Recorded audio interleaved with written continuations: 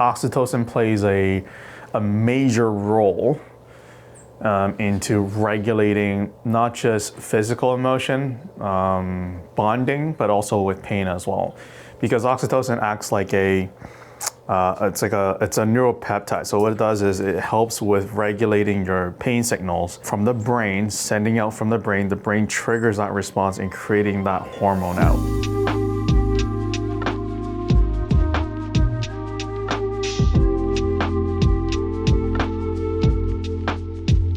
That hormone then helps you regulate the amount of pain signals or the pain sensitivity that you have.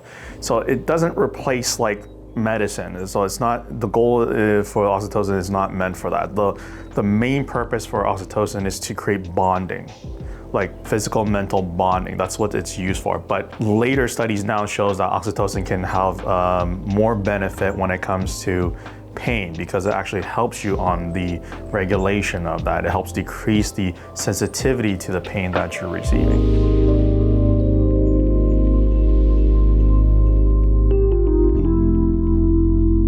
Given a good analogy would be, let's say a child, they sporadically ran somewhere and then they slip and fall and they bump into something, or they hit their hand in somewhere, bump their head, and then the first thing they do is they put their hand on the area of where the pain is, like ouch, I gotta put my hand there, or bump my head, I gotta put my hand there.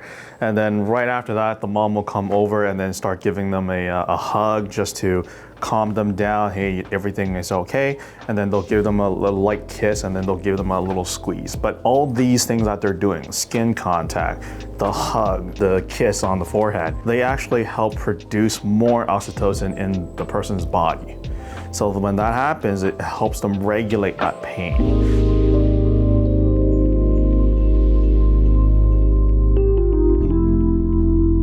So it's not like I bump into my hand and once I place my hand here, then automatically the pain is gone. It doesn't do that, but it triggers that response for the brain to create oxytocin, so it's going to that area. So as soon as you put your hand there, as time keeps happening and time passes on, that oxytocin is gonna flow to the area and then helping you decreasing that pain signal. But if the pain or the injury is at a certain threshold, then oxytocin wouldn't work. So you can't use it as a full replacement for like a pain relief medication, like an opioid or something like that. Or you can't really replace it with like a Tylenol or something like that. It just doesn't have that same analgesic effect like a pain relief medication can do, but it does play a role like your own natural body producing the pain relief.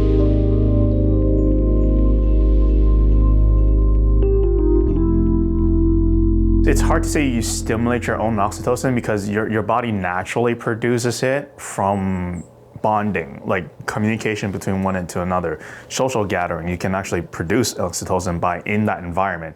The actions that you're taking, that you're doing, for example, like a handshake with someone, a hug from someone, whenever you have anxiety attacks where you feel really cramped or you are very jumpy in the situation, a general hug or general squeeze from the back can actually help calm that down as well. And that's what's oxytocin being released at the same time.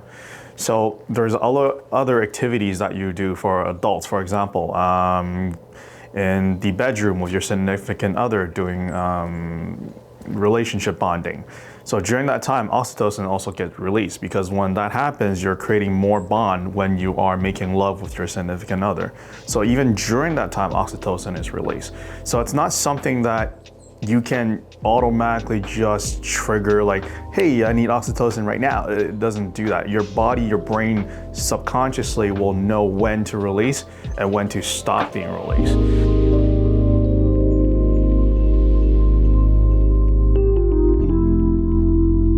But there are signs we know is if the oxytocin is not released properly or you're low on oxytocin, there are certain things that can mimic those kind of symptoms. Like for example, like brain fog would be one of them, emotional disconnect would be one of them, depression is another one, people with chronic pain would be another one as well. But those ones right now are being studied more and more, but they need a lot more studies to clarify that information.